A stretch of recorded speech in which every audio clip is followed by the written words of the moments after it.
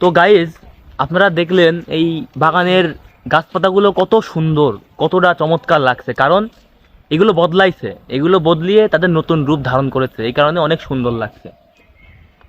সব কিছু বদলায়, আবহাওয়া বদলায়, পরিবেশ বদলায়, গাছপালা বদলায়, সব কিছু বদলায়, কিন্তু আপনার জীবন বদলায় না। আপনি গরিব ছিলেন, গরিবই আছেন, আপনার কোনো উন্নতি নাই। এর কারণ কি?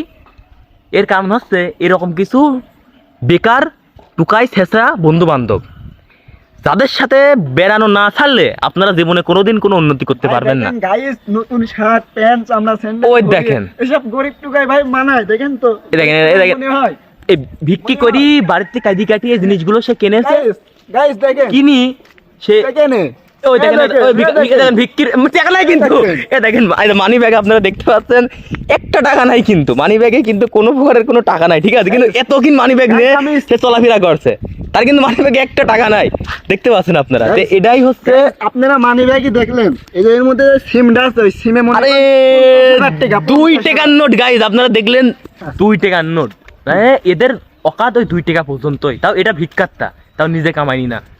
তো এরকম মানুষকে যেদিন জীবন থেকে আপনারা সরাতে পারবেন, তবেই আপনারা সাকসেস হবেন, আপনারা বদলাতে পারবেন। এটাই হচ্ছে আপনাদেরকে এই দাঁড়িয়ে মুখে বহুত রহস্য ভাই আছে, একটি মেসেজ।